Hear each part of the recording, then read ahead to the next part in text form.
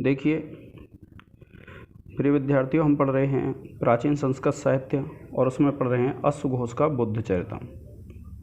क्या कहते हैं, देखिए ताह ताह स्रस्त कांची गुण विघ्निताश्च सुप्त प्रबुद्धाश्च आकुलोचनाश्च वृत्तांत विन्यस्त विभूषणाश्च कौतूहलेन निवृत्ताः परियूह। क्या कहा है, देखिए ताह माने वे। ताह जो शब्द आया है वो किसके लिए आया विद्यार्थियों? स्त्रियों के लिए आया है, क्योंकि पहला जो वर्णन चल रहा था वो क्या चल रहा था? स्त्रियों के विषय में ही चल रहा था। तो स्त्रियों के विषय में चल रहा है तो ताह वे कौन? जो अच्छे कुलों में उत्पन्न थी, जो अपने सास ससुर आदि से आज्ञा लेकर के आई थी। क्योंकि जब उनको यह पता चला कि महात्मा बुद्ध भ्रमण के लिए निकले हैं तो वे अपने सास ससुर आदि से जब अनुमति लेकर के आई थी विद्यार्थियों, तो उस समय का वर्णन है इसमें। तो ताह माने वे स्रस्त कांची गुण विघ्निताश्च, कि स्रस्त कांची गुण विघ्निताश्च यानी जो स्रस्त कहते हैं गिरती हुई, लटकी हुई, कांची गुण कहते हैं जो कर्दनी होती है, उससे विघ्नित कहते हैं उनको चलने में बाधा हो रही थी। क्योंकि जो कर्दनी होती है, जो महिलाएं अपनी कमर पर पहनती हैं, तो वह लटकी हुई होती है, तो उससे जो चलने में बाधा हो रही थी, यही कहा है ताह माने वे स्रस्त कांची गुण विघ्निताश्च, और जिसके कांची के गुण होने के कारण, यानी स्रस्त कहते हैं सरकी हुई, कांची गुण विघ्निताश्च यानी जो कर्दनी होती है उससे जो विघ्नित हो रही थी। सुप्त प्रबुद्ध आकुलोचनाश्च, और सुप्त प्रबुद्ध कहते हैं जो सोकर के जगी थी, और सोकर के जागने के कारण जिनके नेत्र कैसे हो रहे थे? व्याकुल हो रहे थे। आकुल लोचनाश्च का है तो उनके नेत्र कैसे हो रहे थे? व्याकुल हो रहे थे। ऐसी जो स्त्रियां थीं, यानी सोकर जगने के कारण से जिनके नेत्र कैसे हो रहे थे? व्याकुल हो रहे थे, ऐसी जो स्त्रियां थीं वे। और वृत्तांत विन्यस्त विभूषणाश्च, के वृत्तांत विभूषण, वृत्तांत विन्यस्त विभूषणाश्च, और क्या कहा है कि समाचार को सुनकर के आभूषण धारण करने वाली। क्या कहा? वृत्तांत, यानी जो वृत्तांत था, कौन सा वृत्तांत था? कि महात्मा बुद्ध आज भ्रमण के लिए निकले हैं, विहार यात्रा के लिए। इस वृत्तांत को विन्यस्त विभूषणाश्च, यानी इस वृत्तांत को सुनकर के जिन्होंने आभूषण धारण किए थे, ऐसी कौतूहलेन अनिवृत्ताः परियूह, कि कौतूहलेन, कौतूहल के कारण से, उत्सुकता के कारण से अनिवृत्ताः, अनिवृत्ता कहते हैं जो अविनीता थीं, क्योंकि अविनीत हो गई। पैसे तो वो अच्छे कुलों में उत्पन्न थीं, लेकिन क्योंकि उन्होंने ये सुना तो कौतूहल के कारण कैसी हो गई? जो अविनीत थीं, ऐसी वे कुलांगनाः, कि वे जो कुल में अच्छे कुल की जो स्त्रियां थीं, परियूह, परियूह यानी गई। कहाँ गई? जो भवन थे, महल के जो भवन थे, महल की जो छत थी, वे उन छतों पर महात्मा बुद्ध के दर्शन करने के लिए गई। अब देखिए, अगर आप इसका अनुवाद पढ़ना चाहते हैं तो आप यहाँ से इसका अनुवाद पढ़ लेंगे विद्यार्थियों। ये इसका अनुवाद है, और फिर जब आप इसकी व्याकरण टिप्पणी देखेंगे तो आप यहाँ देख लेंगे। देखिए निभृताः, और ये जो है व्याकरण टिप्पणियाँ हैं।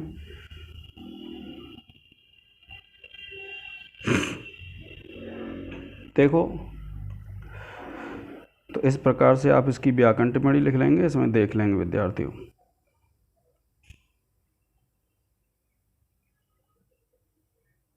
अब देखिए, ये जो 15वां श्लोक है, इसके ऊपर भी 14वें श्लोक की कुछ व्याकरण टिप्पणी है। जैसे परियु है, परि उपसर्ग है, इण धातु है, और लिट लकार प्रथम पुरुष बहुवचन है। अब देखिए आगे क्या है कि प्रासाद सोपान तल प्रणादैः कांची रवैर नूपुर निस्वनैः वित्राय संतोः ग्रह पक्षी संग घानन्योः न्यवेगांश्च समाक्षिपन्त्यः। क्या कहा कि प्रासाद सोपान, प्रासाद कहते हैं महल को और सोपान कहते हैं सीढ़ियाँ, यानी जो महल की सीढ़ियाँ थीं, प्रासाद सोपान तल प्रणादयः, यानी जो महल के छत की जो सीढ़ियाँ थीं उन पर प्रणादः यानी चलने से, प्रणाद जो धातु होती है वो आवाज़ करने अर्थ में होती है, तलों से यानी जो ध्वनि हो रही थी, यानी जब वे सीढ़ियों पर चढ़ रही थीं और सीढ़ियों पर चढ़ने से जो विद्यार्थियों ध्वनि हो रही थी उसके विषय में बताया है।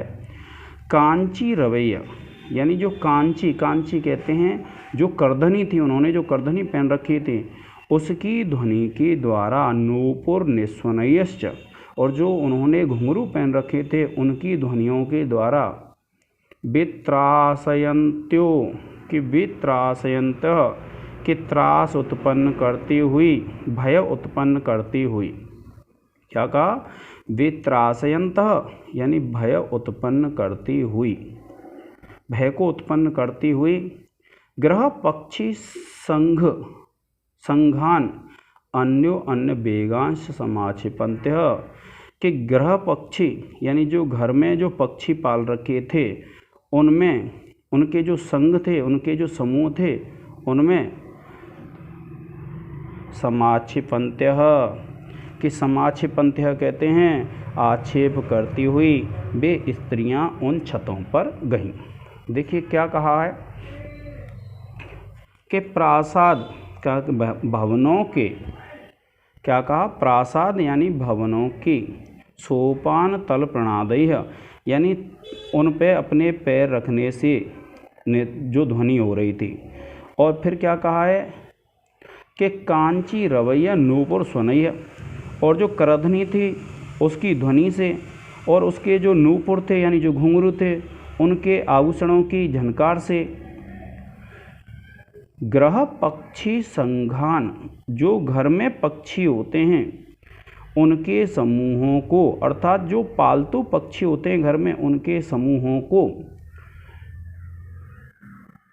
वित्रासयन्तः भयभीत करती हुई, और अन्यो अन्य यानी परस्पर एक जो दूसरे थे, समाक्षिपन्त्य परियूह के एक दूसरे की चाल पर आक्षेप करती हुई वे स्त्रियां गईं, क्योंकि वे स्त्रियां जब ऊपर चढ़ रही थीं छत पर तो उनके पैरों की आवाज़ हो रही थी और उनके जो घुंघरू थे वह भी बज रहे थे, और जब वो घुंघरू बज रहे थे तो वो जो पक्षी हैं विद्यार्थियों, जो उन्होंने पालतू पक्षी थे उनके घर में, तो वे उस ध्वनि से क्या है भयभीत हो रहे, और वे स्त्रियां आपस में एक दूसरे की चाल पर आक्षेप करती हुई वे क्या है उस अपने भवनों की छत पर भगवान बुद्ध को देखने के लिए गईं।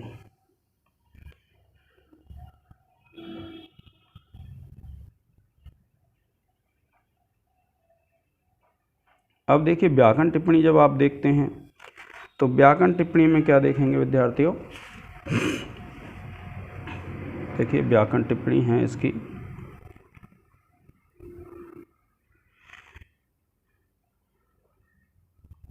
अब देखो 16वां है, कासांचिदासां तो वरांगनानां जातत्वराणाम अपि सोत्सुकानां गतिम गुरुत्वात् जग्रहुः विशाला श्रोणिः अथवा पीन पयोधरांश्च। देखिए क्या कहते हैं कि कासांचित आसाम यानी इनमें जो कुछ स्त्रियां थीं, कासांचित आसाम यानी इनमें क्या कहा कि कासांचित आसाम यानी इनमें जो कुछ स्त्रियां थीं, वरांगना नाम यानी इनमें जो श्रेष्ठ स्त्रियां थीं, वरांगना किसको बोलते हैं, जो वर कहते हैं श्रेष्ठ को, जो श्रेष्ठ स्त्रियां थीं, जातत्वराणाम अपि कि जातत्वराणाम अपि यानी शीघ्र होने पर भी, गतिम गुरुत्वात्, गतिम माने गति को, गुरुत्वात् कहते हैं भारी होने से, जग्रहुः यानी ग्रहण किया, विशालाः श्रोणीः अथ पीन पयोधरांश्च यानी उनके जो श्रोणी कहते हैं नितंब भाग को, जो चूतड़ होते हैं उनको क्या बोलते हैं, नितंब भाग बोलते हैं, और पीन पयोधरा, पीन कहते हैं बड़े बड़े जिनके पयोधर थे यानी स्तन थे, यानी खूब जल्दी भागने की कोशिश कर रही थी महात्मा बुद्ध को देखने के लिए, फिर भी क्या है उनकी जो गति है वह उनके स्तन बड़े होने के कारण से और पृष्ठभाग यानी नितंब भाग जो है उसके भारी होने के कारण से उनकी जो गति है वो कैसी हो गई विद्यार्थियों, धीमी हो गई।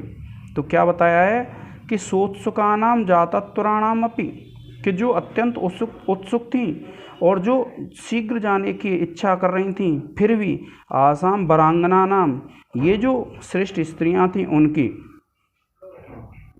कासाम चित गतिम गुरुत्वात् विशाला श्रोणिः, यानी विशाल नितंभाग और पीन पयोधराः और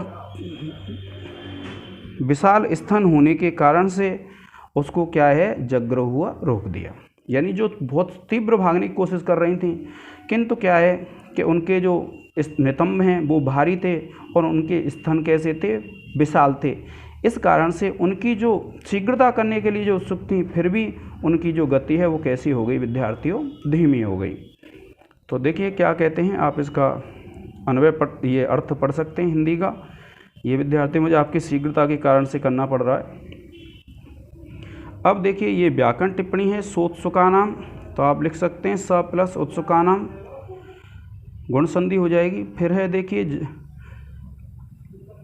इनमें देखिए गति में दे रखा है गम धातु है, कितन प्रत्यय है।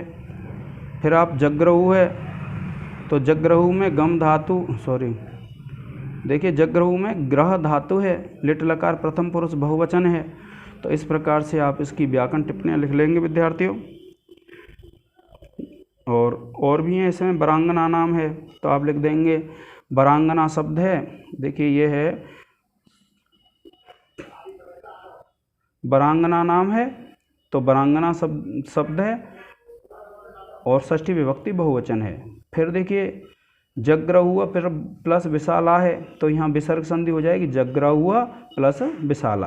तो गुरुत्वात् जग्रहु लिखा है, तो गुरुत्वात् प्लस जग्रहु, इस प्रकार से इसमें व्याकरण टिप्पणी हो जाएगी विद्यार्थियों। अब देखिए हमारा 17वां